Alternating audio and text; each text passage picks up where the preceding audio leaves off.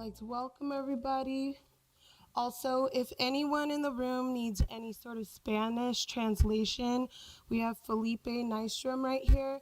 Please approach me over here or Felipe, and we will get you set up with a translation for you. And I believe we're going to have the mayor open for us. So, up next is Mayor Hales.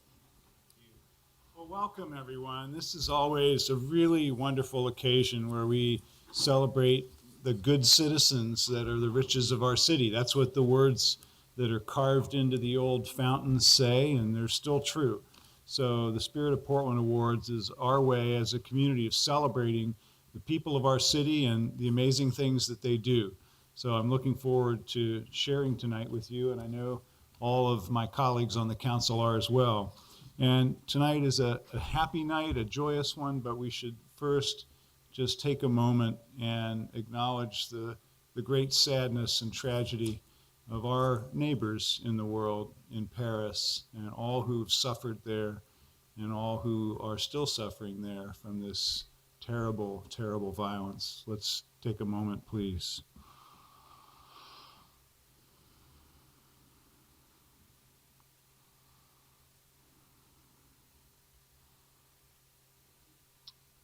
Thank you. Again, welcome everyone. Make yourselves comfortable. We have the five of us will each be making presentations this evening of these awards. So we'll be trading off in the Master of Ceremonies role. And I get to begin the process tonight with the first of our awards, which goes to the outstanding community group or organization that we're going to recognize. And that's Enough is Enough. Enough is Enough is a community-led campaign that gives voice to families and others in our community who are impacted by gun-related violence, to aid in the healing of those who are exposed to violence by promoting a message of unity and empowerment. Enough is Enough has offered community-led efforts that generate conversation and activism among those affected by violence, which have been especially important this year due to a really shocking increase in gun violence in our city. To accomplish this, members of Enough is Enough have partnered with local businesses, faith-based organizations, social services, schools, and state and federal agencies to promote healthy relationships in our community. Enough is Enough grew out of community concern over tragic gun violence-related events which occurred in July and early August of last year. The first citywide Enough is Enough meeting was held on August 18th of last year, and the media that attended it noted it as a community effort to quell increasing gang violence in Portland a day after a woman was killed and three men were wounded downtown and another man was shot in a local park. The city campaign urges people to get involved in protecting their neighborhoods and partnering with police to curb the shootings and stabbings. During that meeting, dozens of people crammed into the community room at the North Precinct to join the Enough is Enough campaign, and it continues today to get even stronger. So thank you, Enough is Enough, and accepting the award, I believe, is Brenda Davis. Brenda, please come up. Thank you so much.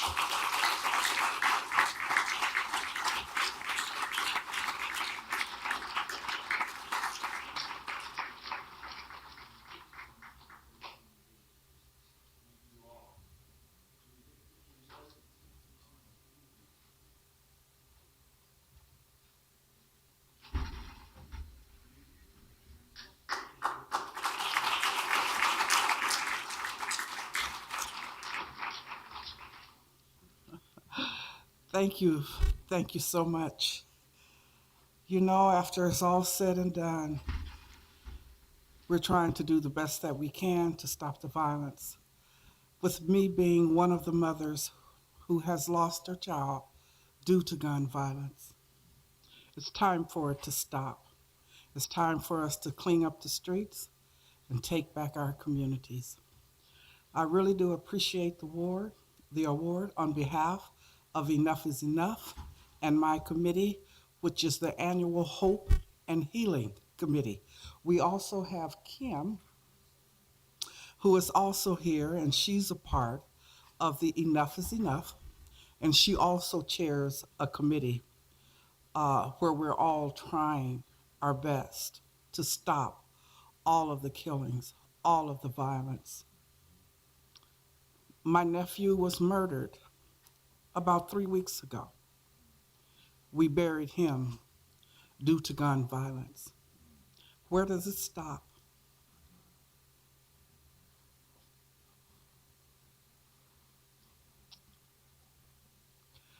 You know, it's hard when you lose a child, a loved one, period. It's very hard.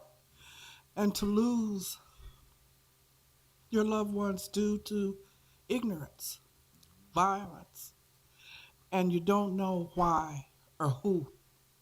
My son's murder has yet to be solved, and he was murdered in 1999.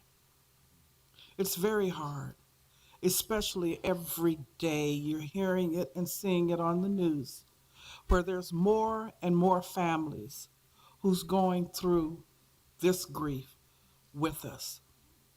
Also, Kim is the mother who has lost her son. As she says, this is a club that needs to end. We don't need any other people to join this club. It needs to stop here. But again, we appreciate the award, and we thank you very, very much. Thank you, Kim.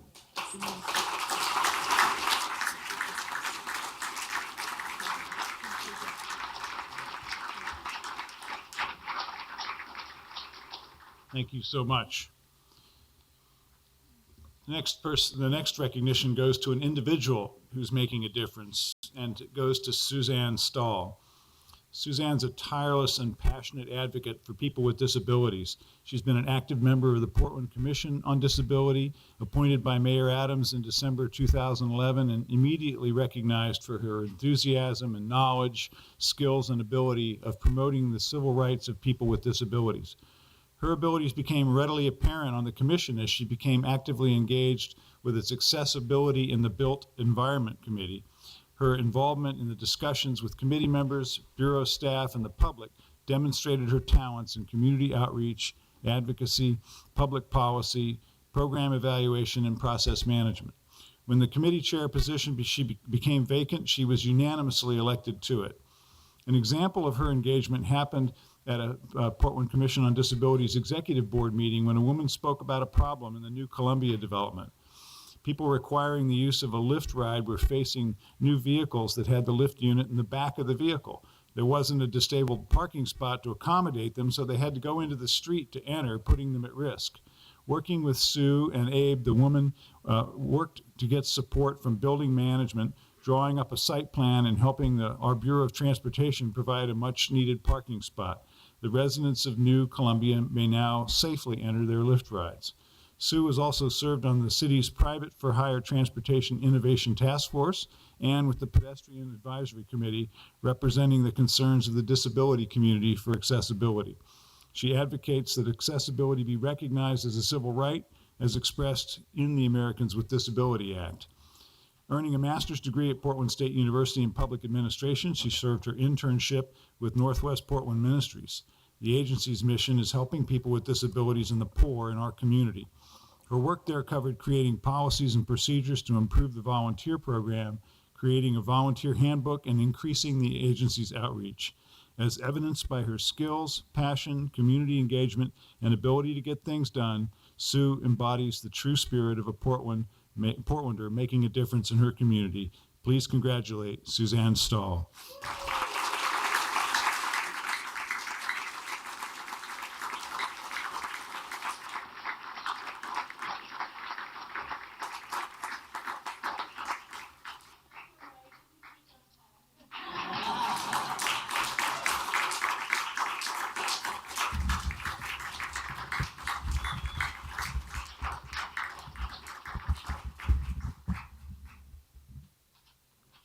Thank you so much. Thank you. Great job. Yeah.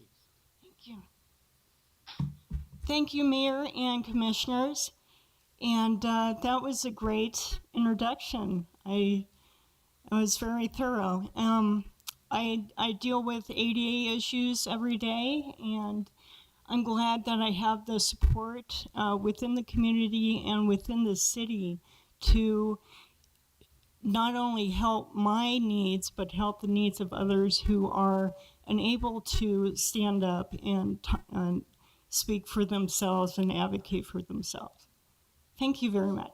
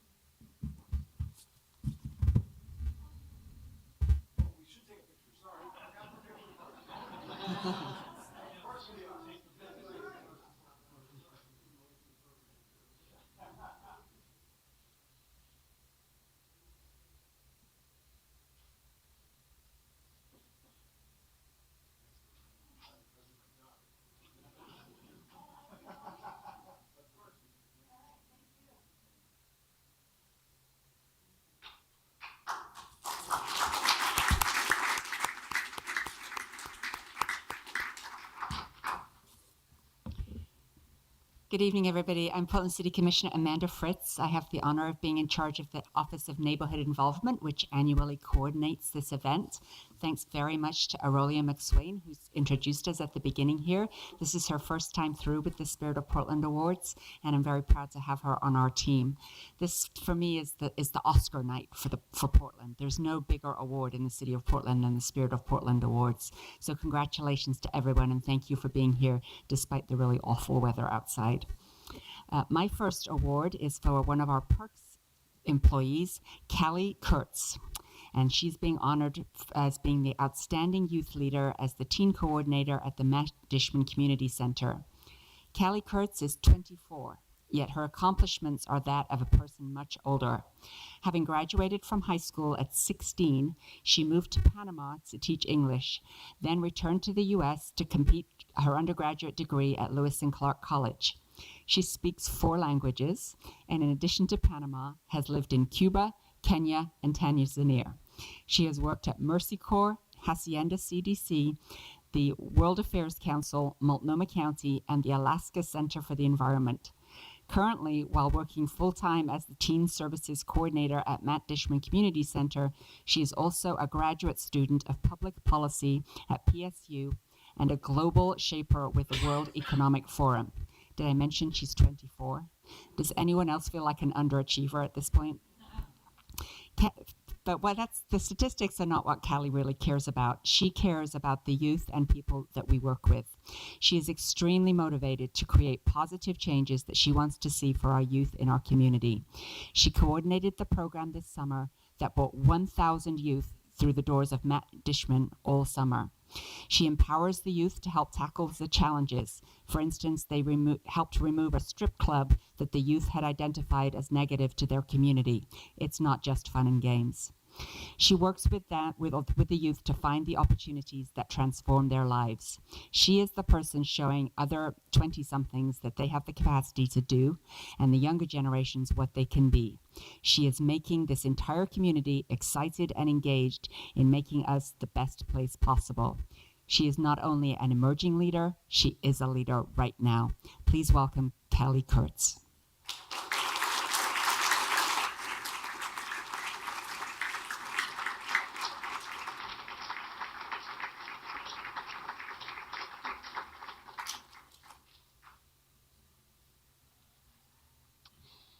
Thank you all. This is a huge award, and I really, really appreciate it. I spent the afternoon at Roosevelt High School with a bunch of different students talking about jobs. And it's my favorite thing to do, is to hang out with the youth in our community. We have such amazing youth doing so many amazing things, and it means so much to be able to be part of that community that is working to change the lives of what our community looks like now and what it's going to look like in the future. There's so much potential in every single one of our youths, no matter what the labels we put on them, where we've positioned them within the city. Each and every one of them, given the opportunity, given the chance, can go anywhere and be anything. And so I highly, highly encourage all of you to reach out to those in your community. Take the day, show them around, say, hey, what do you want to be? Where do you want to go? Let's go there together. So thank you so much for this opportunity.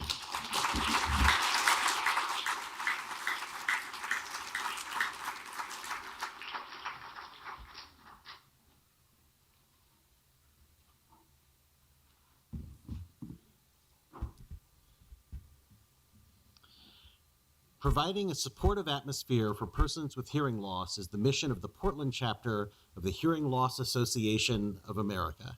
This all-volunteer group provides assistance and resources to people with hearing loss and their families to learn how to adjust to living with hearing loss. Meeting monthly, members share their knowledge and experience with others who experience hearing loss and their friends and family. Critical information is provided for people to better understand what they are experiencing and how to locate resources to assist them. The group, led by President Ann McLaughlin, recently joined other advocates in promoting a city policy to require all businesses within this Portland city limits that have television sets viewable to customers and the public to display the closed captioning 24 hours a day, 7 days a week. An advocacy campaign, Portland Turn On the Captions, worked to bring the issue before council and develop the ordinance for city council approval. They see benefits beyond providing people with hearing loss access by also providing comprehension for people who use English as a second language, boosting children's reading skills while watching television, and for others to enjoy the television even if a sound is muted. Such as, the sports fans among us who like to follow the commentary, and if you can't hear it, you're really at a disadvantage. The Portland chapter has actively participated in other city policy actions with outreach and testimony to council with its concerns. It endorsed Commissioner Amanda Fritz's 2013 captioning policy to provide captioning for all online and broadcast city videos. Portland's HLA chapter also regularly provides monthly information to the city's disability program news to further extend outreach in the community. The group is seeing increased community attendance as a result.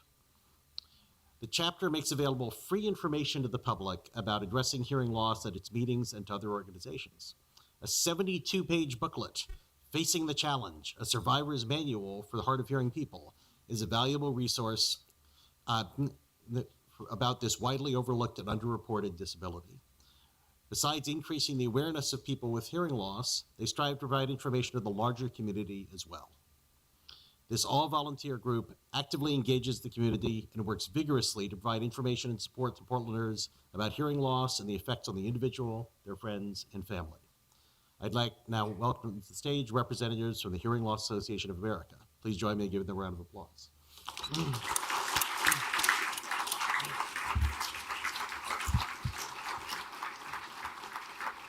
you very much. Lovely.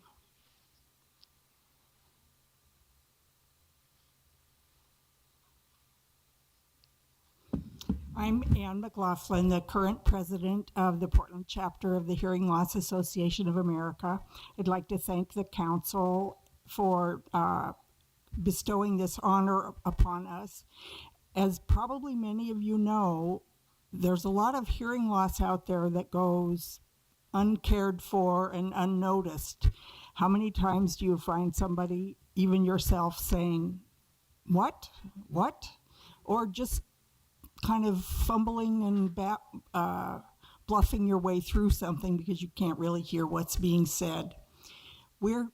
Our group exists to help people with hearing loss to cope with those problems. Last night we had a speaker from the Department of Vocational Rehabilitation. Last month, a speaker from Portland Center Stage, which was about the captioned performances that are now being given at their theater. Every production they have is captioned at least once. And there are other captioned performances at Artists Repertory Theater, and most movies have captions. So I would like to thank and encourage the council to tomorrow morning, when they have a chance to approve the ordinance which will require that televisions be captioned when they are in public places in Portland. We hope that you'll do that tomorrow. And thank you again for supporting our organization.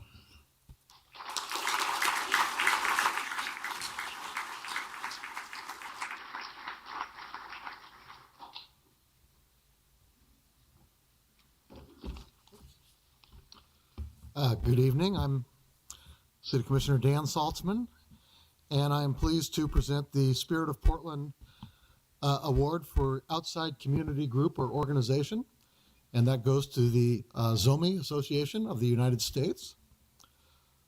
One has only to turn on the news to witness the plight of refugees fleeing their home countries for safer shores. In countries such as Burma, ethnic groups such as the ZOMI have fled religious and racial persecution by the military junta. Many ZOMI eventually found a home here in Portland, and we are very happy to have you.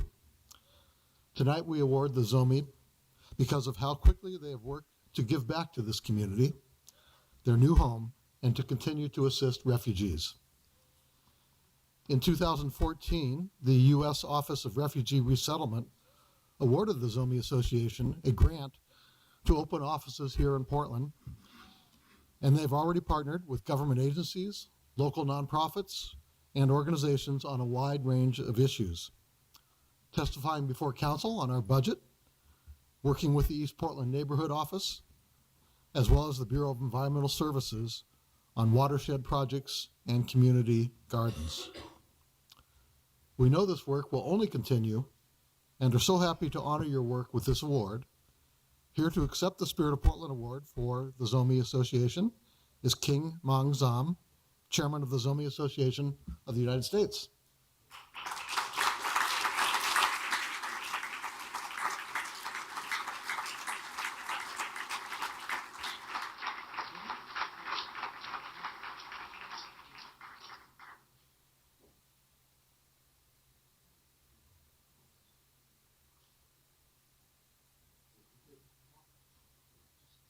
Yeah, okay, that's fine. Thank you very much for awarding this. I would like to say just thank you very much.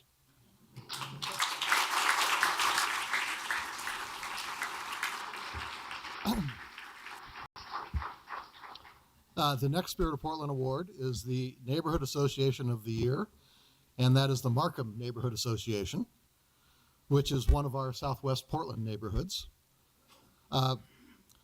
And they're being awarded, or their president and vice president, Donna and Kim Herron, are here tonight.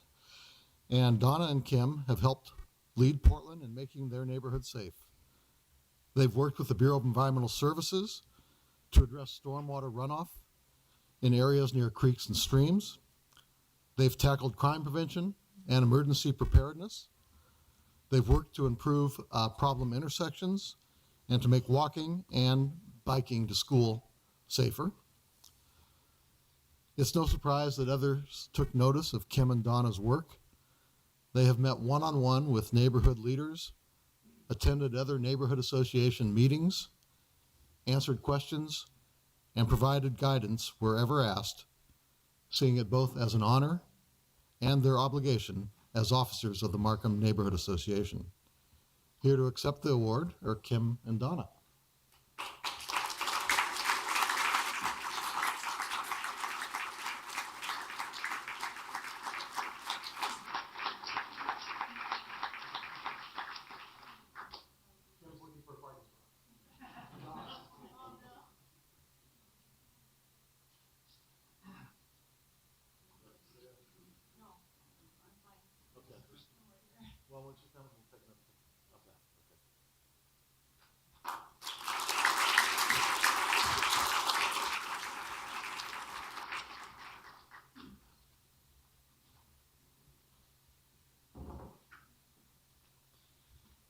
Good evening.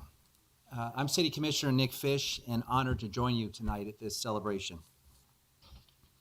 The first award I'm proud to present tonight is to the Business Community Partner of the Year, and it goes to Poshines Cafe de la Soul. Would Pastor E.D. Mondane please join me at the stand? We're gonna mix things up a little bit.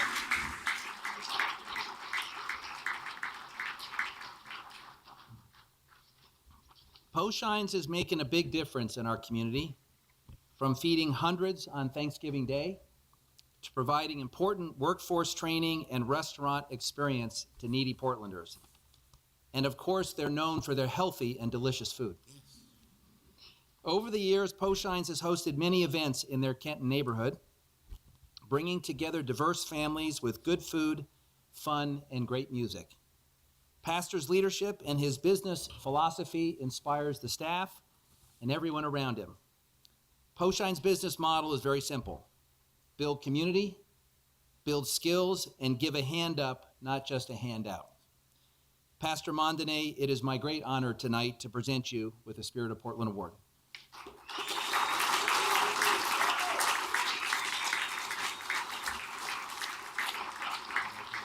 Let's get a picture and then we'll have you say a few words.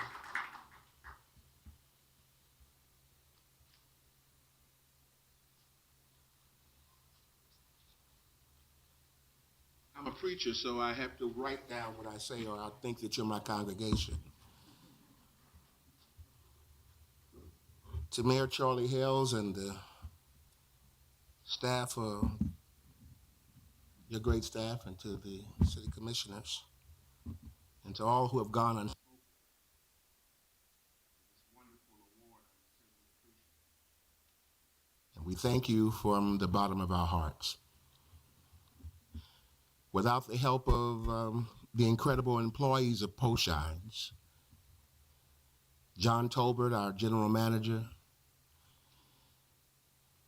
Chef James Bradley, our executive chef, this award could not even be a thought.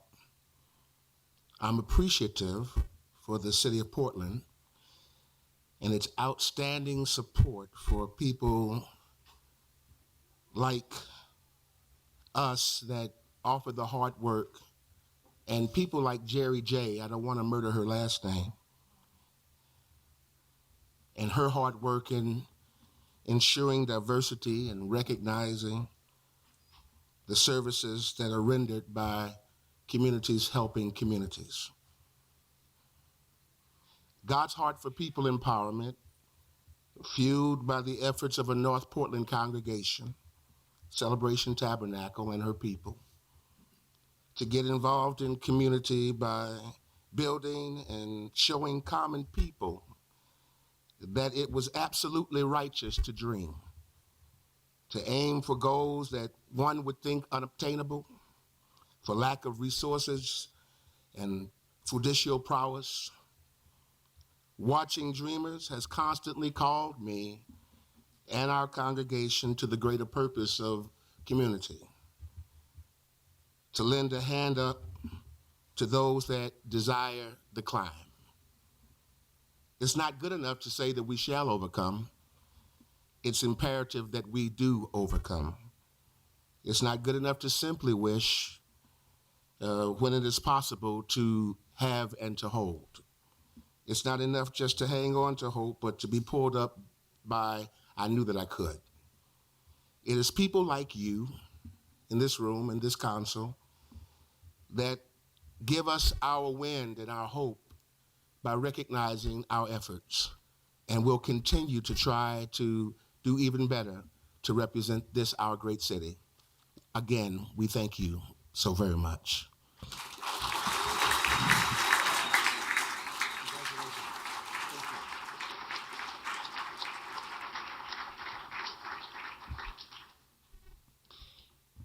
The next award is the Business Association of the Year, and I'm honored to welcome Galen Davis, president of the Portland Area Business Association, to the stage. Where are you? Here she is. Let's give her a round of applause.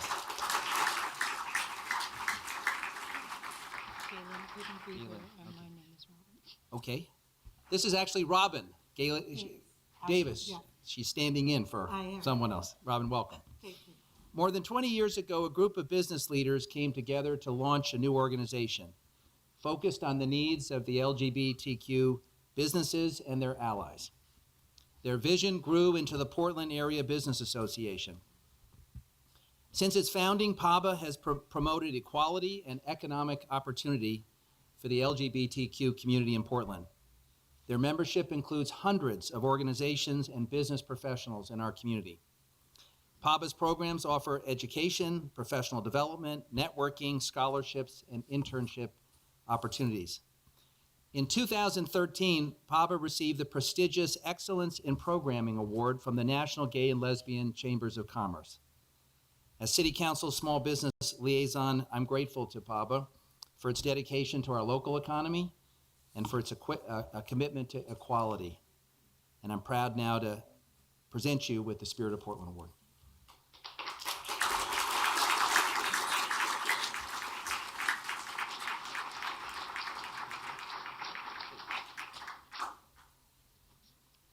Thank you. I won't take too long. I just want to thank you all very much. First of all, for recognizing that you have an LGBTQ and ally community.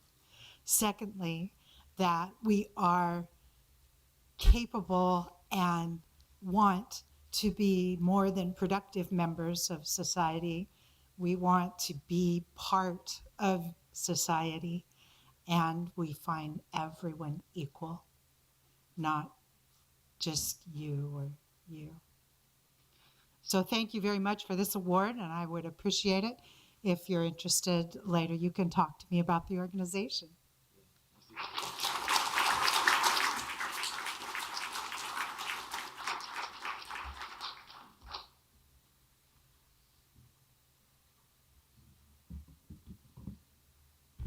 think I forgot to mention earlier that I'm Steve Novick. Apologize for that. Emmanuel Price's sincerity, passion, and eloquence inspire others to emulate his work for social justice. Emmanuel spent time in prison because of a mistake he made as a very young man. He understands that people make mistakes, but they deserve a second chance. In 2009, he began to develop his dream of helping them do this. He started a program that assists people transition from prison into society. Using $25,000 of his own money, he created and sustained Second Chances Are for Everybody, SCAFE. SCAFE's mission is to reduce the rate of recidivism by providing support services to promote employment, empowerment, and community engagement for men and women in transition, because second chances are for everybody. SCAFE helps people by providing professional clothing and assistance writing resumes and cover letters. SCAFE has helped over 1,000 men, women, and youth to date. SCAFE has also been a major advocate for the Ban the Box campaign. With SCAFE's help, House Bill 3025 was enacted into law in early 2015. As a result, employment applications may no longer ask about a person's previous legal convictions. And I've heard a rumor that the city might take some further action on this topic. In 2011, Emmanuel was recognized for his work with the Black Parent Initiative when he was awarded the Portland Peace Prize. The prize was granted by Jefferson High School students after they studied Nobel Peace Prize winners, then researched people working for peace on the local level. It is my great honor to present the Spirit of Portland Award to Emmanuel Price.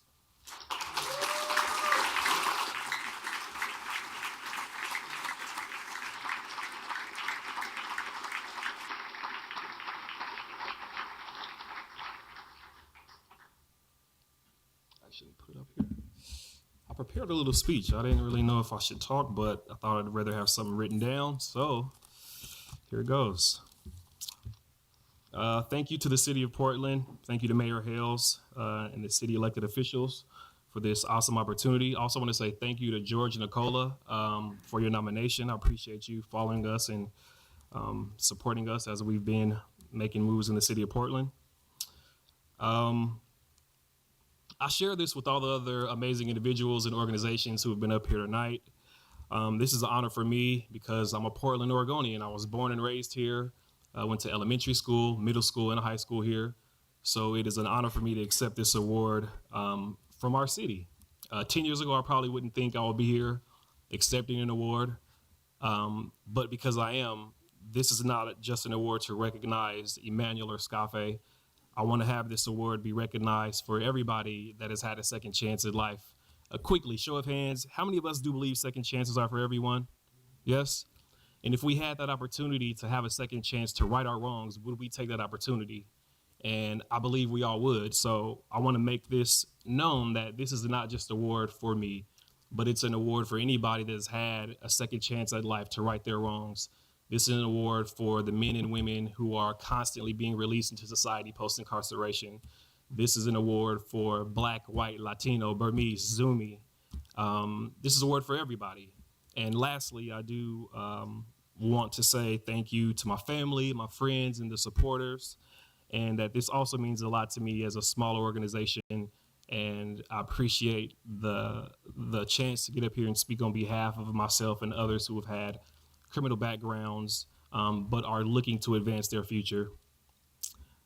And this award also is a testament to show others that regardless of your background or your past mistakes, that your future is bright, and the city supports your turnaround and your achievements, and that a bleak past can lead to a bright future. So thank you.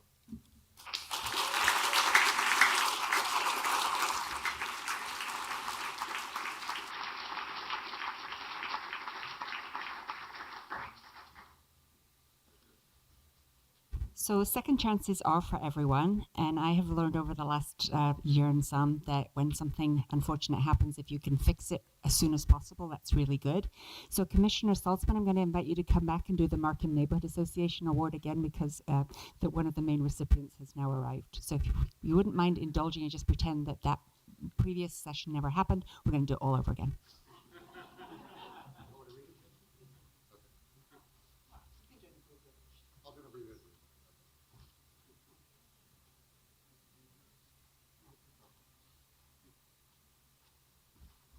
Okay, we'll do a redo here. So Donna and Kim, why don't you're both here now? Come on up. So Donna and Kim are the co-chairs of the Markham Neighborhood Association in Southwest Portland. Oh, we'll do that too. And president and vice president, I should say, as opposed to co-chairs. They've helped lead making their neighborhood very safe. They've worked hard with the Bureau of Environmental Services and also the Department of Transportation, working on issues from keeping our streams clean and controlling stormwater runoff to making our crosswalks and intersections safe for drivers, pedestrians, and bicyclists. They also take their job very seriously as neighborhood leaders. They outreach to other neighborhood associations, have attended other meetings, and worked very hard. And I left the rest of my talking points at my desk, but I think that pretty much covered it. If I left anything out, you can fill it in. So let's get another picture here.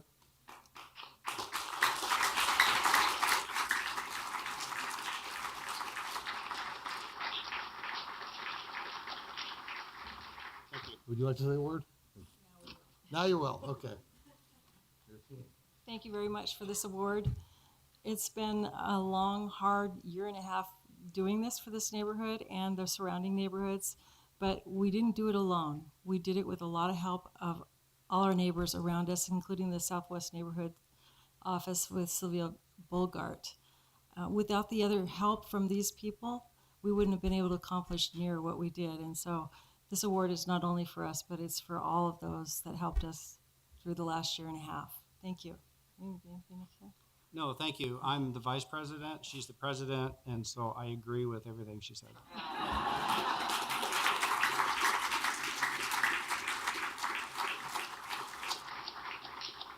Neighborhood Association volunteers work so hard that when you get your time in the sun, it's nice to actually take it. So thank you very much. Our next award is especially dear to me. It's the Sandy Diedrich Environmental Stewardship Award. This award is named for Sandra Diedrich, who initiated the No Ivy League, which is dedicated to removing English ivy. I'm very sorry about the English ivy and everything else horrible that my ancestors brought over here. Pulling it out by hand, and it engages youth, especially in Forest Park, in No Ivy Day. And so this award, Sandy Diedrich was a Portland Parks and Recreation worker who died while she was still working with us, and so this award was named for her. And this year I have a huge honor in awarding it to Judy Bluehorse Skelton. Would you please come up?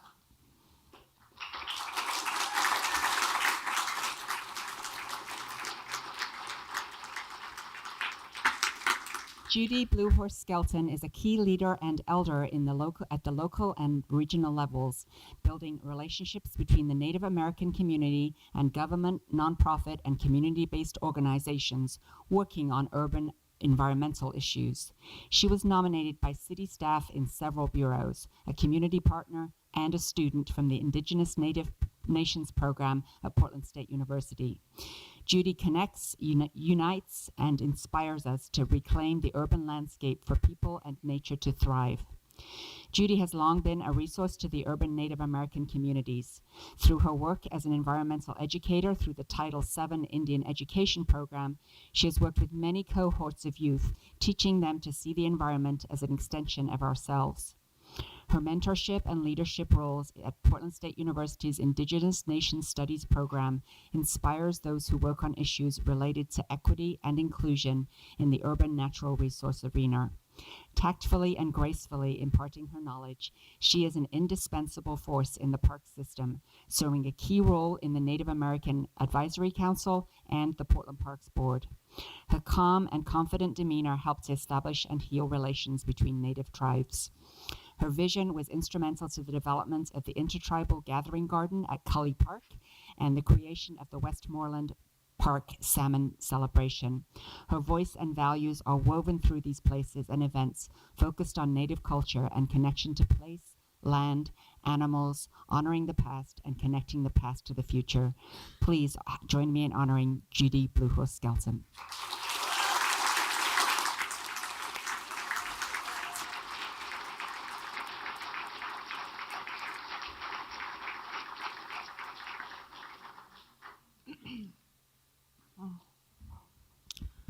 Katsiyaya, thank you. Thankful to everyone here and thankful for the opportunity to serve our incredible city, this place where the two rivers meet, where the people have been meeting since time immemorial, and where we're always honored to celebrate and remember our ancestors while we celebrate the future generations. I'm thinking of the future generations a lot this evening. It's future generations that have guided the work, the young women and young men, Native, non-Native, coming to Portland, those who've been here for many years, that keep reminding us why it's important to do the work we do. Everyone in here is part of the honor of this award, and it's wonderful to be part of that circle. I remember being part of the underserved community that was invited to the table, and they have not been able to get me away from the table since then. And so the table keeps getting bigger, and the participants more excited, more diverse, more innovative, and more hopeful. And it's a real honor to be part of that. I just want to thank all the bureaus, all the students, working with the Bureau of Environmental Services for the Salmon Celebration, working with Metro, working with Parks and Rec, working regionally with the Intertwine Alliance, and working with all of the tribes, all the 250 different tribes that call Portland home today.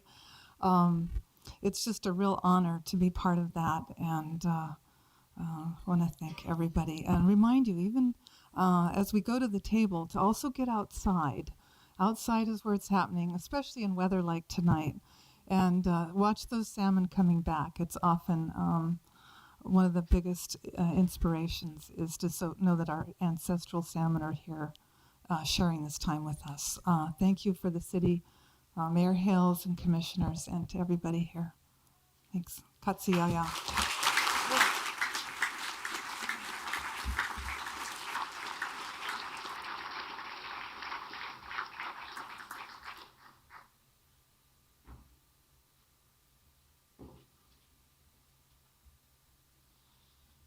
Jennifer Devlin and the BES Watershed team, would you come forward, please, and stand with me? Let's give them a round of applause.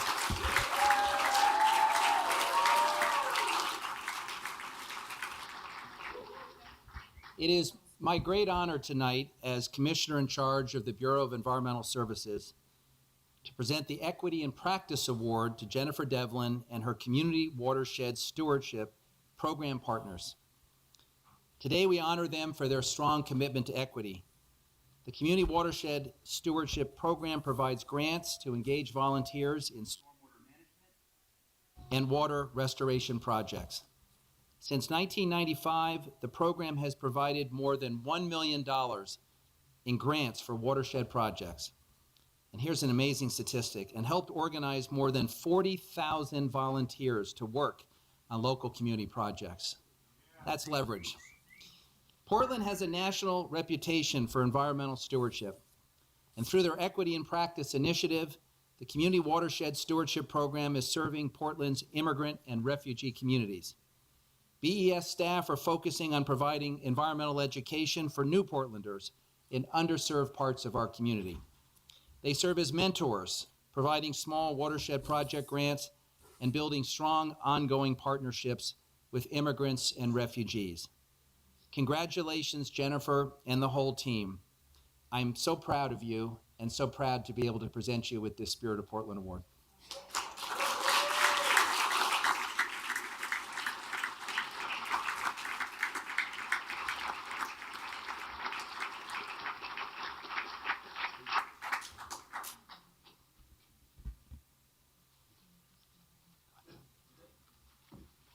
Thank you, Commissioner Fish. For everybody tonight, this is Jessica Rojas. She's an important part of the team. I think there's some other Portland State University folks here. This is really an award that's been given to a collaboration of, as most things happen that are wonderful in the city, it's a very creative partnership between environmental services and ONI's New Portlander program, Portland State University, who gives us Jessica and her time from the Indigenous Nations program, and really the most important partner in all of this are the amazingly creative Portlanders that somehow they fill in the forms and they get the grant and they get their community doing amazing things out there, digging out the church parking lot or taking students out on canoes and teaching others about the Columbia Slough or doing a community garden in their neighborhood. And what this award is really about is how working through ONI and through Portland State and working through the immigrant community in Portland, we've been able to do even more really interesting projects with people and bring their culture and our environmental culture together here in Portland in a really unique way. So I want to thank everybody tonight. I want to thank Council for keeping us going. It's our 20th year for our Community Watershed Stewardship grants, and I think they just keep getting better and better. Thank you.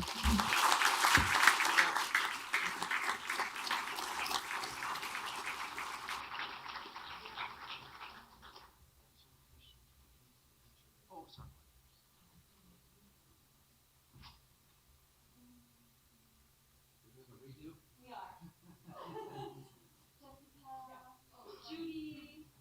Please. Judy, anything else you can add? Go ahead, we know who you are. Please.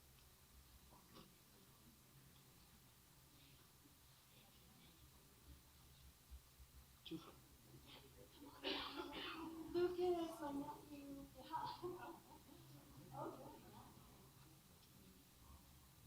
We're a big group.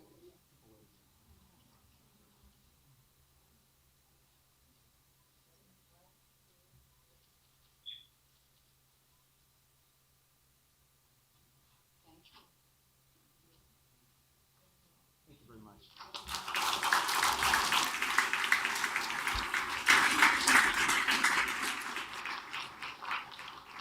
Seems that photograph could be named "We Are Portland." And I'm very, very happy and proud to be a Portlander tonight. I want to just explain how the people and groups who've been honored so far have been chosen. The Office of Neighborhood Involvement has a process of taking nominations from the community, and then there's a committee where a staff person from each of the commissioner's offices and somebody from each of the 7 neighborhood coalition offices and the diverse civic leadership groups are invited to participate, and they review all of the nominations and score them and independently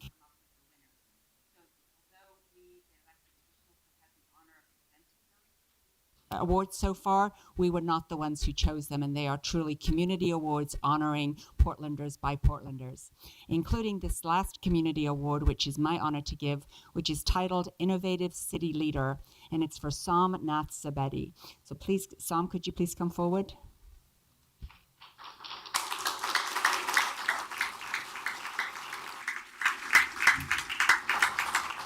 Sam Subedi leads the Parks for New Portlanders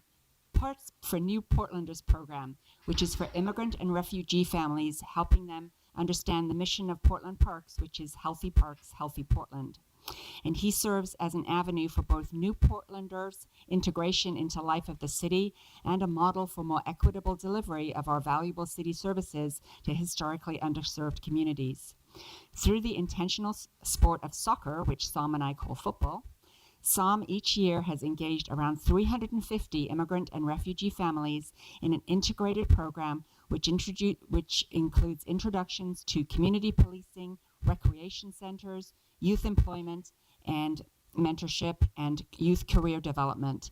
And this, in fact, stems from Sam's work when he was in a refugee camp and organizing refugees as they were waiting to come to this great land of opportunity in a soccer tournament to help pass the time and build camaraderie. And he recognized that having such a program here in Portland would help new Portlanders engage in our city, because you actually don't need to speak English in order to know the rules of soccer or football. So that was the premise, and it's now spread to the annual World Cup tournament. Is a partnership of 4 city bureaus, 4 East Portland high schools, 4 immigrant and refugee service providers, 22 volunteer coaches from 18 ethnic communities, and the Portland Timbers. Sam's work at Portland Parks and Recreation is supplemented with another list of impressive community service: Healthy and Happy Bhutanese Families Cultural Integration Workshops at the East Portland Community Center and at the Portland Police Bureau's East Precinct. The U.S. Citizenship and English Language Acquisition classes also at East Portland Community Center. Renters' rights training with the Community Alliance of Tenants and Oregon Legal Services, and Portland Parks and Recreation's Youth Ambassadors Program, connecting East Portland High School students from 8 ethnic and national communities to local government and training a new generation of Portland leaders. All of these city, school, social service, business partnerships have demonstrated the effectiveness and equity of partnerships when they're driven by the focus and compassion of a single inspired leader. Sam Nath Subedi makes us all proud to be Portlanders. Please congratulate him.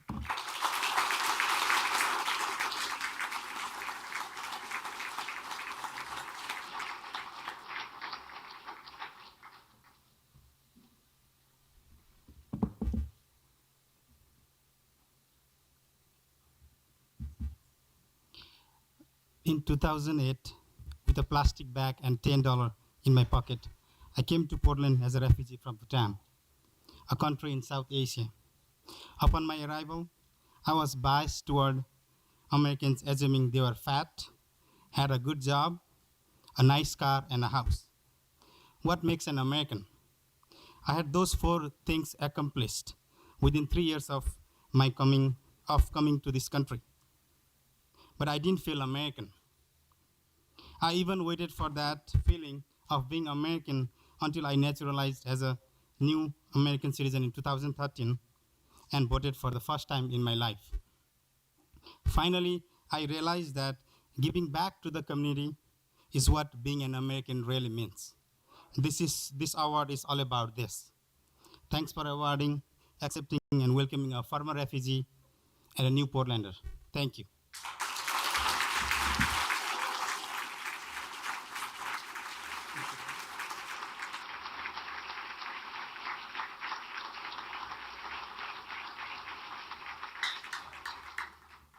I think, as you can tell, part of the joy in this event for those of us who get to present these awards is that we've gotten to see these people in action in our community, bringing people together. I've seen Kallie with 2,500 kids blowing the doors off of Dishman Community Center and our new free access to recreation program. I've seen Suzanne advocating so well at the commission. I've seen Judy bring people together in the Native community and the rest of the community. Had many a good post-shines meal and seen people come together over food. So these folks have proven their Portland spirit to us, and so it really is a joy for us to celebrate them tonight. And it's likewise with this one, although I'm not sure that if Stephen or Elena or Sherry have been able to make it here. Are they here? Oh, they say they are. They are here. Good. So I've seen these folks in action, and they're pretty amazing. The Business Community Partner of the Year that I've nominated is Bedmart. And let me tell you about what they've been doing. This is a locally owned and operated mattress retailer based in Portland. It's founded by Stephen and Sherry in 1992 at 56th and Powell. And they expanded the business over time like we want our businesses to do. They acquired another factory, they opened more retail locations, and they've now grown to 27 stores across Oregon and Southwest Washington. But they've kept giving back to the community over and over again. And that's really what's impressed me so much. They participated in the Community Warehouse annual chair affair and helped raise $144,000 to go towards providing furniture and household goods to families and individuals in need.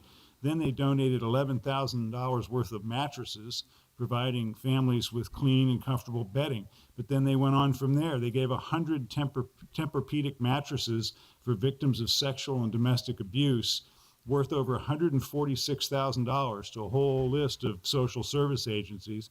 And then they got into food and started helping raise money of $70,000 online and through their 27 stores to provide meals for kids in our community that need it. And then I saw them in action most recently, and something that Multnomah County has also recognized them for, because as we started our big push to house all our homeless veterans this year, we made a commitment between the city and the county and Home Forward and other partners to actually take all 690 of our homeless veterans, find them apartments, use vouchers from from the Veterans Administration, and get them inside. And we're doing it, and it's an amazing community accomplishment. But then they stepped up and donated 200 Tempur-Pedic mattresses, and I was there when they brought them over to the community warehouse, and everybody dropped everything, and we all started unloading them. And I'll tell you, it was one of those great moments when you see just how hands-on philanthropy can make a really big difference. So let's hear it for and congratulate BedMart. Elena, come on up. Thank you for being here. Thank you. Sherry, good to see you. Thank you. Let's take a picture in a minute. You might have seen Elena's face on a truck, right? Oh, sorry, Alana.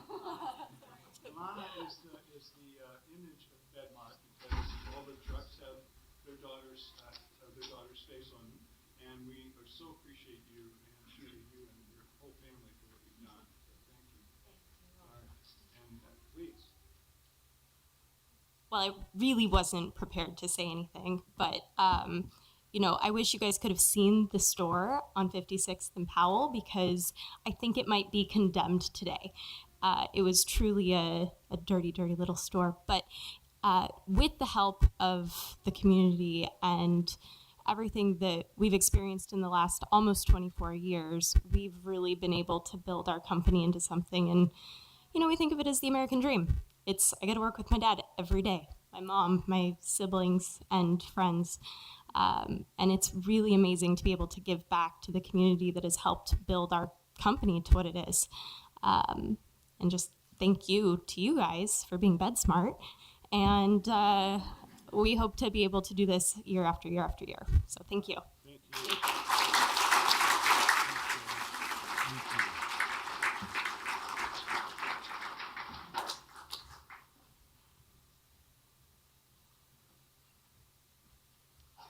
So we're now into the set of awards that the city council members each choose. I believe it was Commissioner Saltzman who, after several years of attending these events, said, gosh, this is really great. And there are so many more people who need to be honored, including many who perhaps are known to us and not as well known to the community.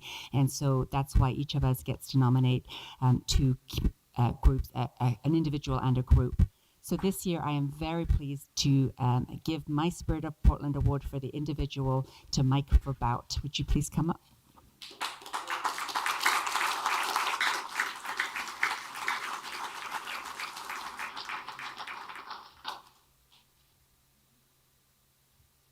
So now Mike has to stand there looking embarrassed while I give the whole speech, which he often does that to me, so I'm very happy to turn the tables. This is Mr. North Portland. He is a lifelong contributor to the communities of North Portland. He was born in Linton, graduated from George K-8 school and Roosevelt High School, and after college, where'd you go to college, Mike?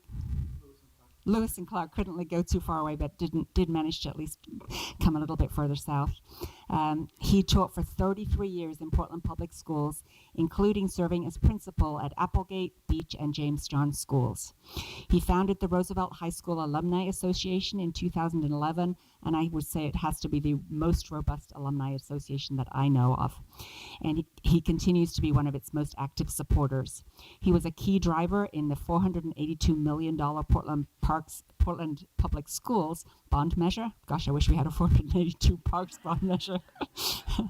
And he helped, I'll rope you in on that one, Mark. He helped establish the groundbreaking partnerships between schools and faith-based communities. He volunteers with Loaves and Fishes, Peninsula Kiwanis, North Portland Optimist Club, and the Salvation Army. He convenes the quarterly gatherings, which are anybody can come in North Portland and talk about the good things they're doing once a quarter over dinner, and the annual Celebrate North Portland events. He chaired the Mayor Adams's Illegal Gun Ordinances Oversight Committee, and each year raises money for the ALS, Lou Gehrig's disease research, in honor of his mother Doris. He truly exemplifies the spirit of Portland. Please congratulate Mike Verbow.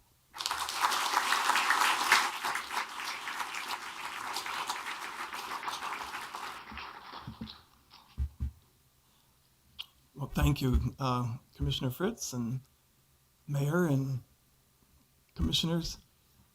Usually people are not anxious to have a microphone in front of me because they never really know what's going to happen, where it's going to go. But I am going to be very good to show my appreciation. I couldn't help but think when I was sitting here of a couple of things. I think the spirit of Portland is certainly exemplified by this amazing turnout of people who were probably swimming your way most of the way to get here. That kind of is the spirit of Portland. I mean, a lot of places you would go to, it might be kind of empty. The other thing is that many of you go to gatherings such as this, and what never ceases to amaze me is how inspiring and how energizing it is really to find out all the neat and wonderful things that people are doing. I mean, that is just incredible. So with this award, I accept it really on behalf of all the people who allow me to work with them.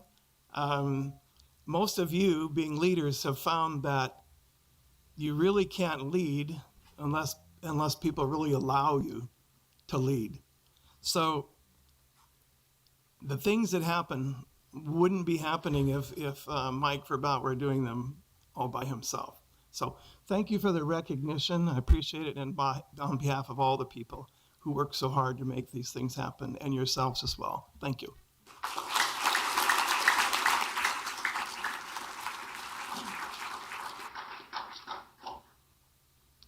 My second award is to two groups who together contributed to one of the most memorable experiences I have ever had in these chambers over the nearly 25 years I've been coming to them. And that is the Mount Tabor Neighborhood Association and the Portland Water Bureau, represented today by Stephanie Stewart from the Mount Tabor Neighborhood Association and Teresa Elliott, who I believe is the first ever chief engineer who's a woman at the Portland Water Bureau.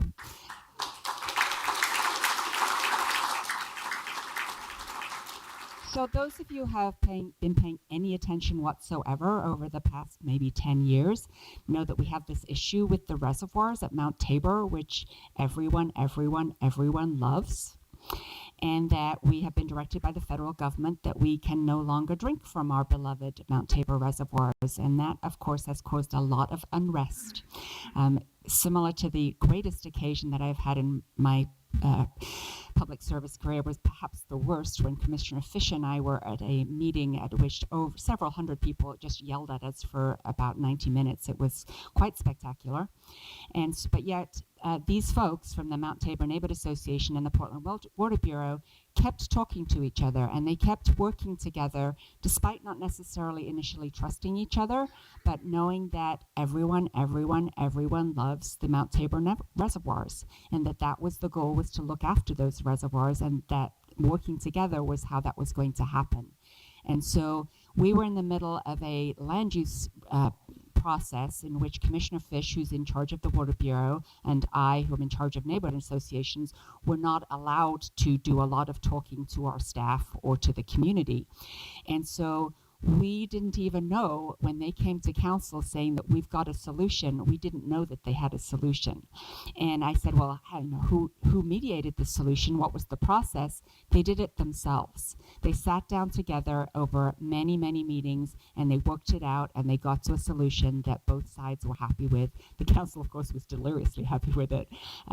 And it's just an example. We should always expect our city staff to engage constructively with our community members. We should always expect our neighborhood association leaders to put personalities aside and work with city staff in a constructive manner. These folks did it so very well, and I am so very grateful. Thank you very much.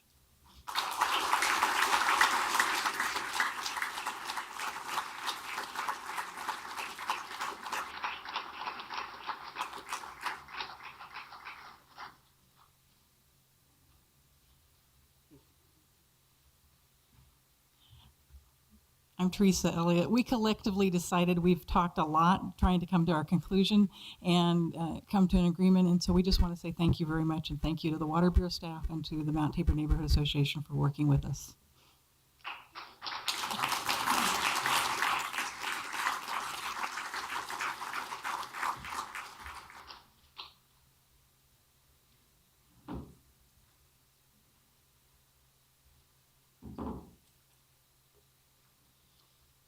Debbie Iona, would you please come forward?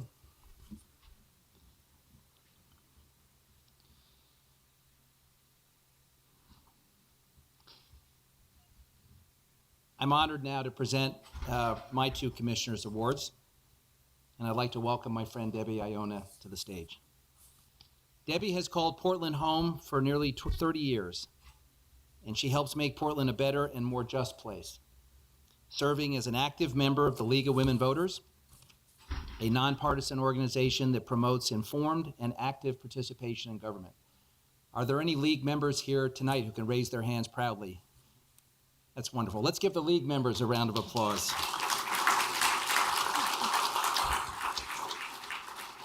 As a longtime League board member, past president, and current Action Committee chair, Debbie focuses her passion and her energy on affordable housing, police oversight, campaign finance reform, open and transparent government, and urban renewal. She has been a strong and principled voice in our community and one of our most effective advocates in the fight to address our affordable housing crisis.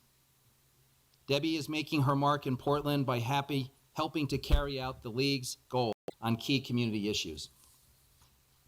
To help grow the next generation of women leaders, Debbie also serves on the board of the Coalition of Advocates for Equal, of empowering citizens to achieve the best solutions for girls, a statewide organization that works to ensure that girls receive equal access to the support and services they need to help them reach their full potential. Debbie, thank you for making a big difference in our community. It's a privilege to work with you and an honor tonight to present you with this award.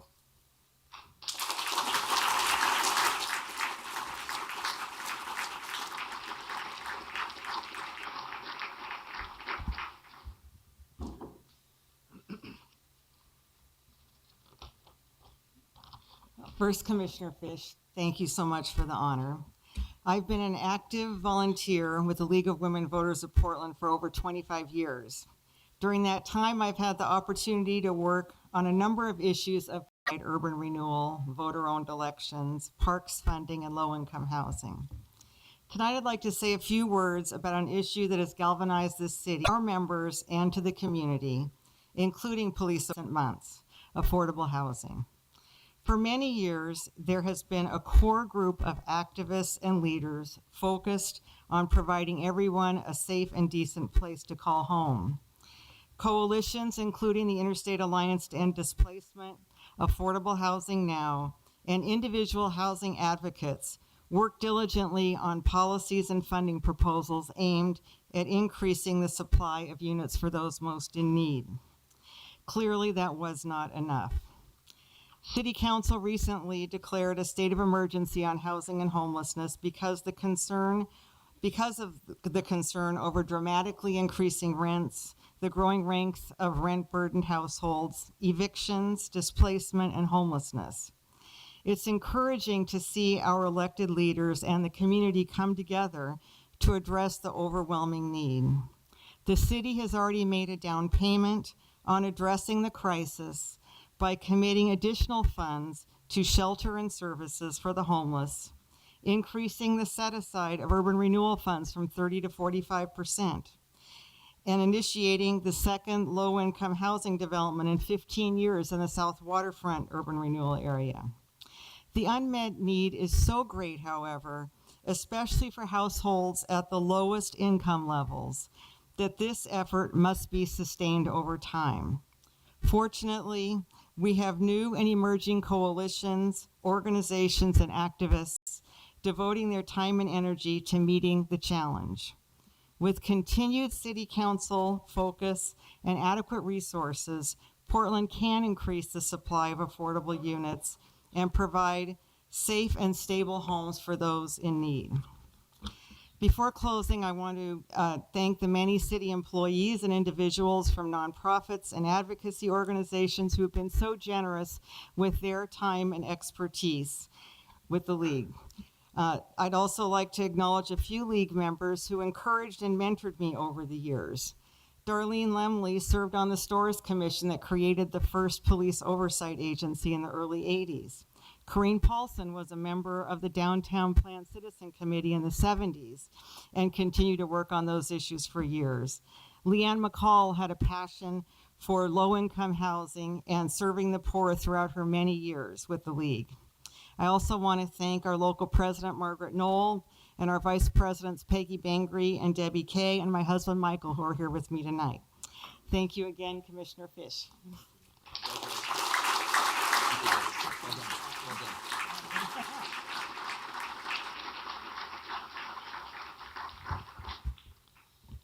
Bernie Foster, would you please join me?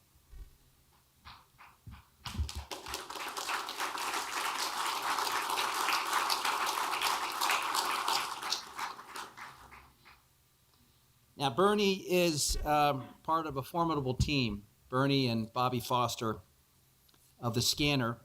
Bobby could not join us tonight, but recently Bernie and Bobby won the prestigious History Makers Award from the Oregon Historical Society.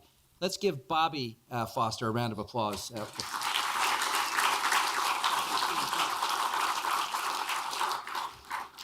Now, many of you know the story. The Fosters moved to Portland in 1975 and wasted no time in launching the award-winning newspaper, The Scanner.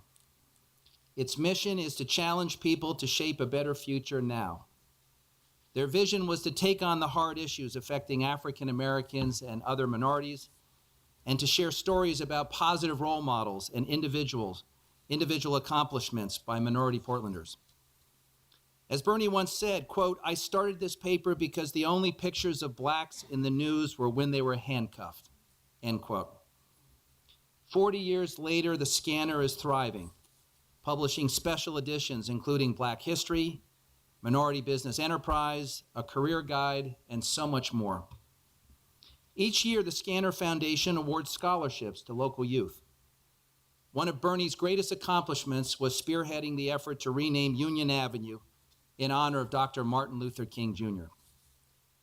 Bernie and the Scanner keep the dream and the spirit of Portland alive by hosting the premier community-wide breakfast event each year, celebrating Dr. King's life and his legacy.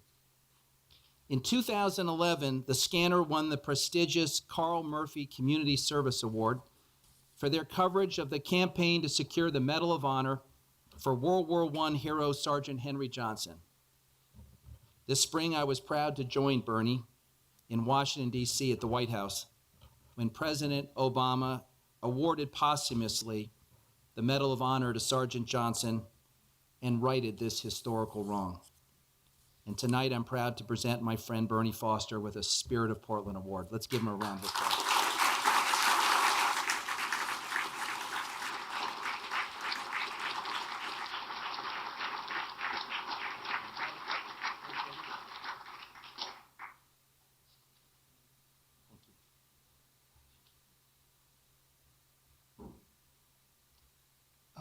Thank you, Commissioner Pittis, and also let me thank the mayor and the city council as well.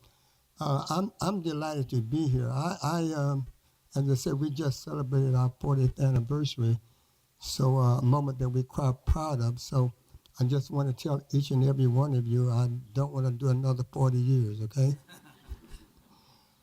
But let me say in true and all fashion, Nick mentioned the Lincoln Henry Johnson. That was by the way, I'm a Vietnam veteran, so that was kind of pretty close to my beliefs. And by the way, when we shed a light on that story, we did the story, and because nobody in the West was covering it. And what happened is that I get this call about 2 days later, and it was says, Commissioner Pitts. He said, Bernie, you know, that guy that you talked about, that white captain with all the black soldiers, was my grandfather. Can you imagine that? All over the world, the commissioner was the grandfather, and he showed me the picture of this all black troop, and one white guy was in the middle. That was Nick Fish's grandfather. So I it's just amazing what you don't know where this stuff go, but what we do. We shed light on it. We don't know how it want to affect you, what you think about it, whether you like it. And for me, I'm not too much concerned whether you like it or you don't. I'm long as we tell the truth. And I think that's what we're all about. I just want to say I want to thank all the commissioners for this particular award. And the last thing I want to say before I close is that I was so impressed with all of the givings and the spirits that I'm hearing about. Each year we give about 200 turkeys away. And I was thinking as I was coming up here, we give them away Thursday from 1 to 5. And I know each and every one of you know somebody that in need of a Thanksgiving dinner. So I think we have about 40 left. So I would hope that you may share that with people, and they can come to 415 North Killingsworth between 1 and 4:30 Thursday. It's on a first come, first served basis. They're about 15-pound turkeys. They'll be here. So we hope that we'll be able to share some light with some people in the spirit of giving. Thank you again. Really appreciate it.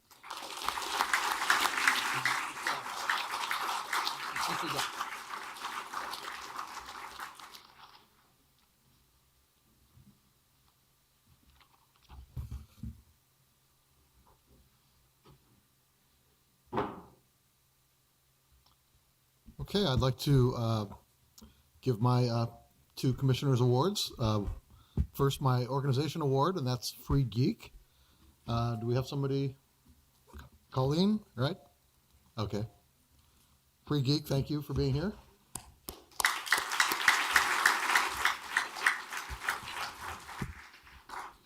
Free Geek was founded in 2000, and its mission is to recycle technology and provide access to computers, the internet, education, and job skills in exchange for community service. For 15 years, Free Geek has remained a convenient place for Portlanders, organizations, and businesses to ethically and environmentally recycle technology they no longer use. Knowing this, and knowing how often the city of Portland disposed of their own technology, such as laptops and computers, the city passed a resolution in 2008 formalizing a relationship with Free Geek to take used computers off of our hands refurbish them, clean the hard drives too, that was important to the city, and then distribute them to nonprofit organizations and individuals in need. In the first 2 years of this partnership alone, Free Geek distributed over 1,500 of the city's former desktops and laptops to many worthy organizations and individuals. I'm very proud of the city's ongoing relationship with Free Geek, as it mirrors our city's focus on recycling and reuse, as well as making sure that Portlanders have access to technology. In just the last 5 years, Free Geek has diverted 6 million pounds of e-waste from landfills, given out 7,000 computers to students and individuals in need, and provided over 2,500 hardware grants to nonprofits. So accepting the award is the Director of Public Services, Colleen Dixon.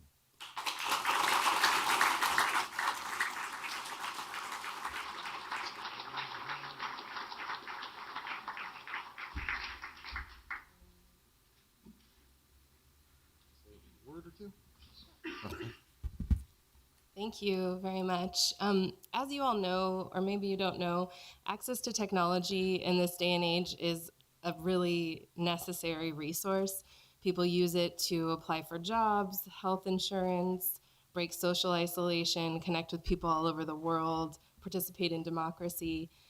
It's very important, and our relationship with the city has really leveraged our ability to get technology into the hands of those who need them. It's been a very positive relationship, and we really appreciate it and appreciate what we're able to do for the community. Thank you.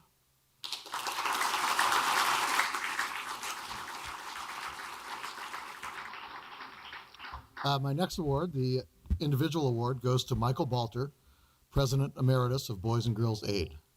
Come on up, Michael.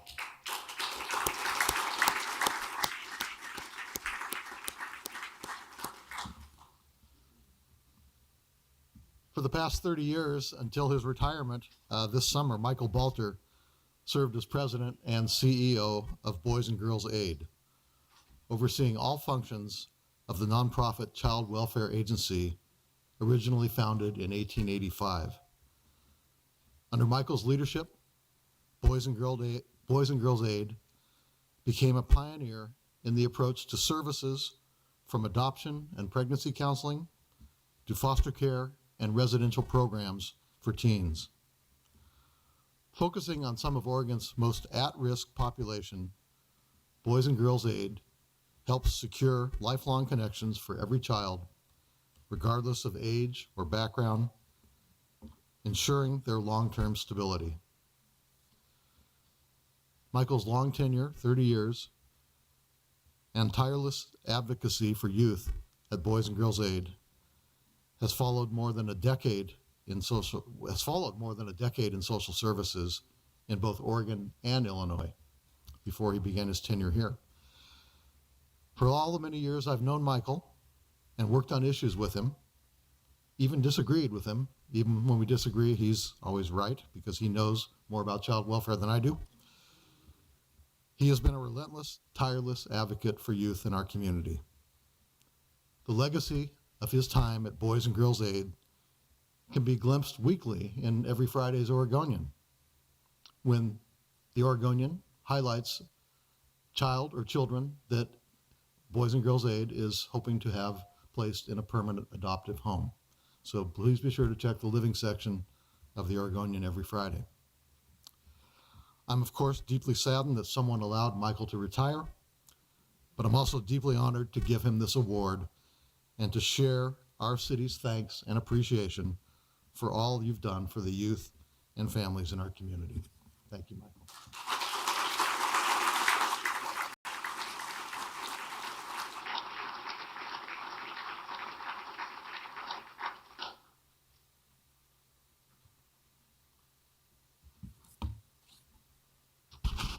Tireless advocate is another expression for pain in the neck. I really appreciate, Dan, that you've taken this opportunity to honor me. I know I've been that ongoing advocate, and I just want to say I'm truly humbled to be part of this group. I didn't have a notion of what this award was, and to be included with the rest of you is truly an honor. Thank you.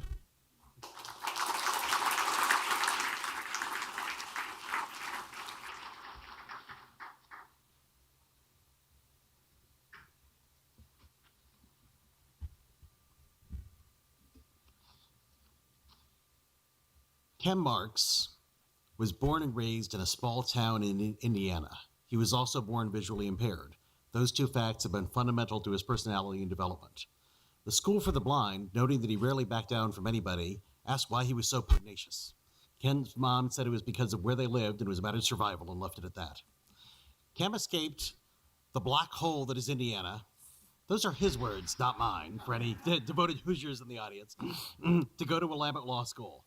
From the earliest time, he was told that he would be a lawyer. Ken says he is now a recovering lawyer. Even so, he retains many of the skills and much of the mentality of a lawyer, good and bad.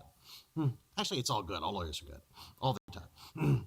Ken has lived in East Portland for 8 years now. His activism began in 2013 when he went to a transportation town hall, spoke up, and met Laura Wintergreen of EPAP, who told him about EPAP, the East Portland Action Plan. EPAP gave him the avenue for his activism.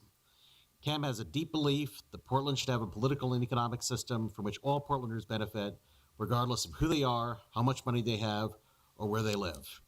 And I should tell you that in the transportation world in Portland, we know that if Cam approves of things we're doing in East Portland, we're doing good. And it is my great honor to present the Spirit of Portland Award to Ken Marks.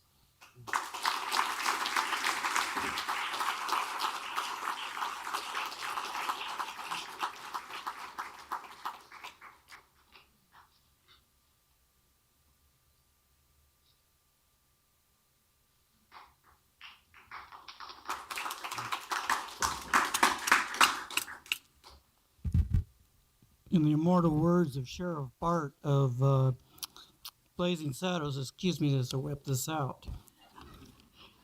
Thought you'd appreciate that. I want to thank Commissioner Novick for nominating me for this award. I want to thank my family for putting up with all the nights that I'm gone. And I want to thank East Portland Action Plan and Division Midway Alliance for the support they provide me in my advocacy work. Excuse me. In addition, I'd like to dedicate this award to a person I've never met, whose name is Valentin Kubayeva. Valentin died on December 6, 2013, while crossing Powell Boulevard. Valentin was crossing Powell at 133rd, where there should be a crosswalk, but due to the decisions of ODOT to pave Powell from 120 or from I-205 to 174, there was no crosswalk there the night she died. When I get frustrated at the pace of the progress of the advocacy I do, especially in transportation, I think back to the night when I drove by. Actually, my wife drove by, I can't see, but we drove by and saw Valentin laying in the middle of Powell. I think of that, and I think of the decisions that were made and the policies, and I promise myself that I will do everything I can to make sure that those are not repeated. Thank you.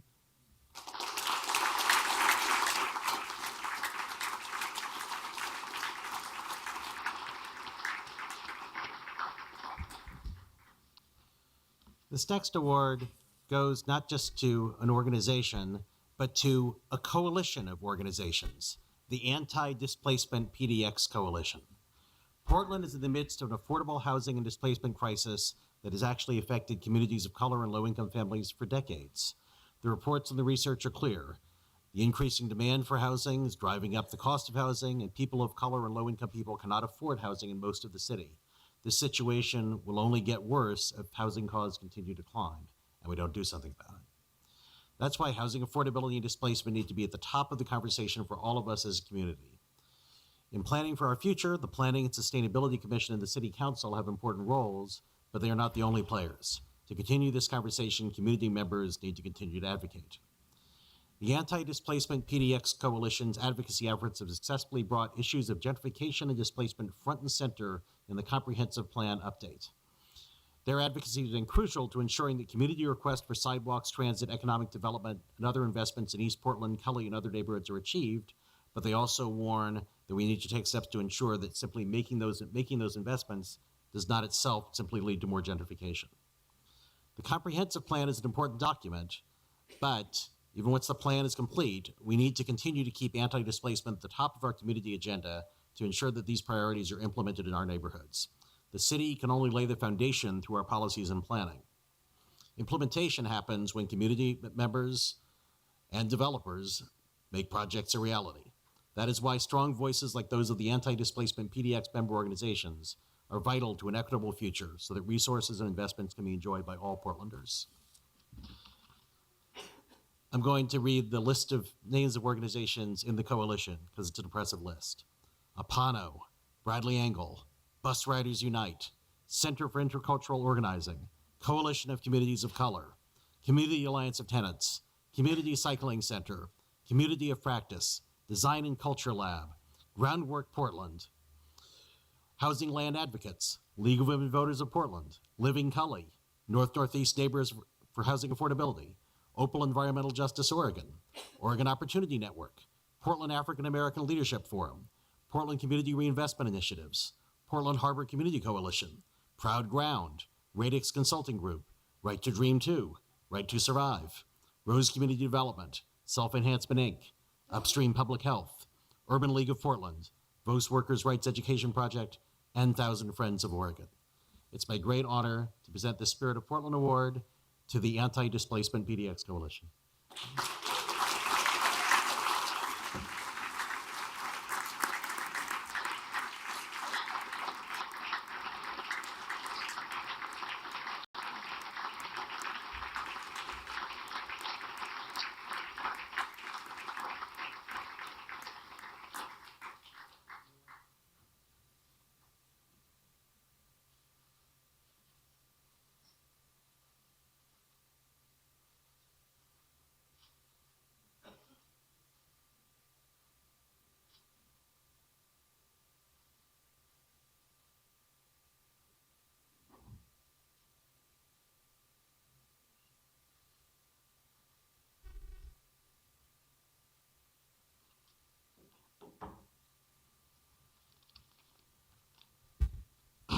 Hello.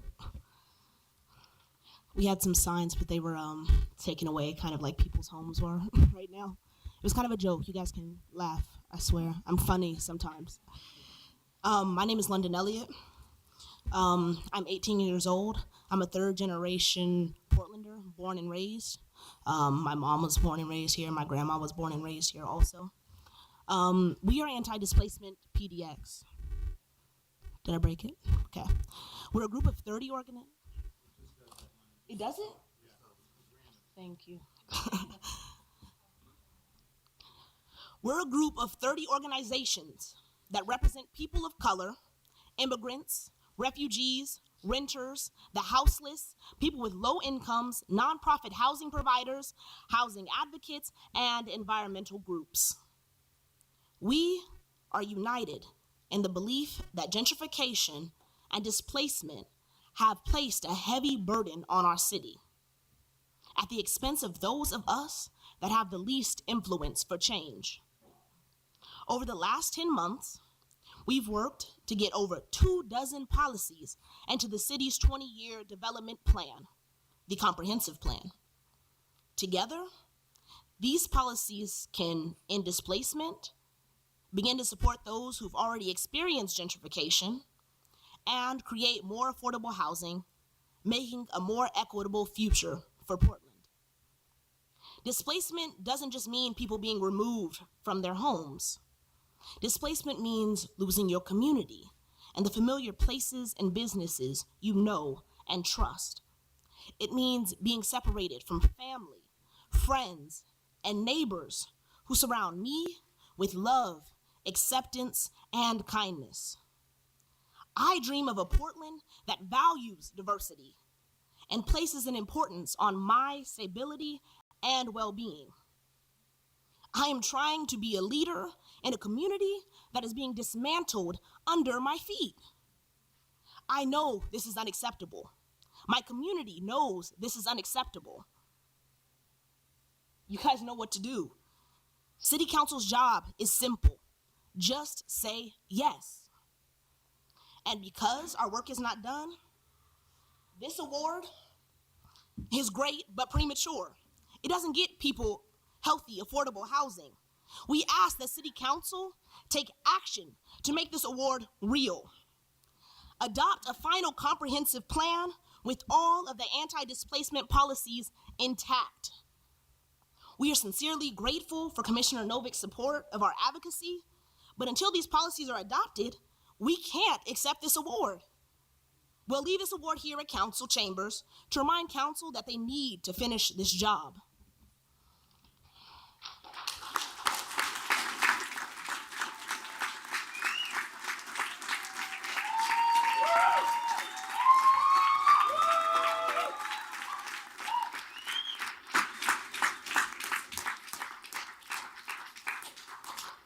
Don't worry, we'll be back to pick up this award and to celebrate with you and all of Portland when you pass the final comprehensive plan with the anti-displacement measurements intact. At that point, we'll have embodied the true spirit of Portland. Thank you.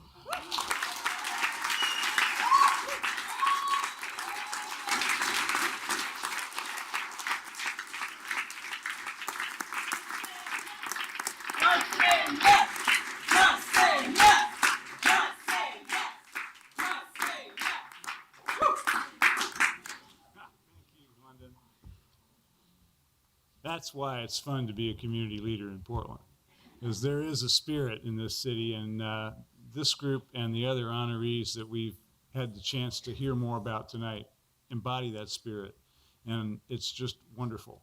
And in fact, it's wonderful to close the process of issuing these awards tonight with a special one, a Lifetime Achievement Award for a woman who would have approved of the leadership we just saw at this podium. Clara Peoples, the mother of Juneteenth.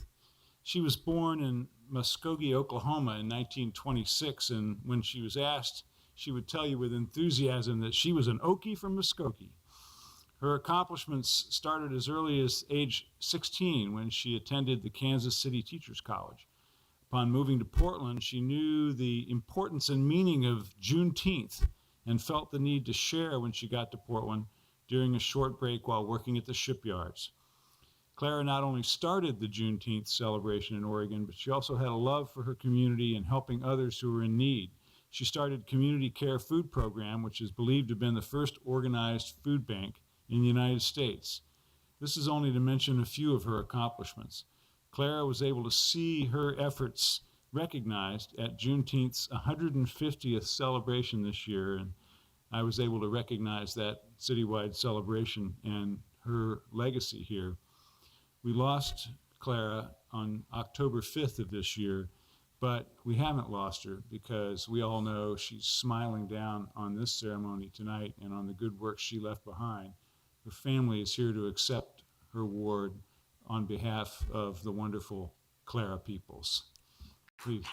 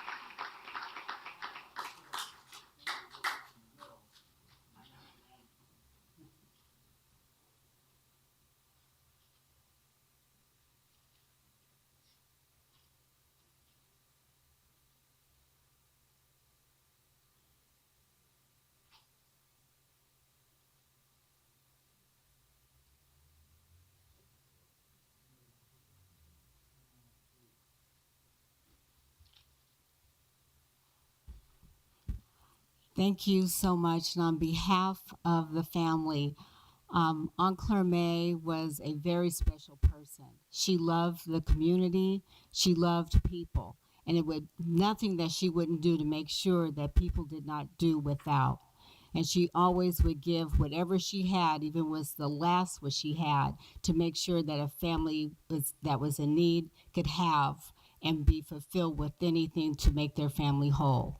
So again, on behalf of the family, we thank you for this award. It's an honor. It's a humbling for me to be the spokesperson for the family. Thank you again.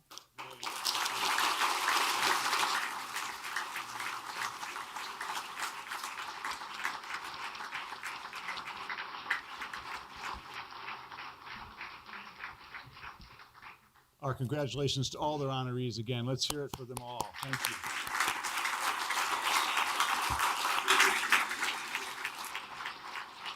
Commissioner Fritz is here to close our ceremony.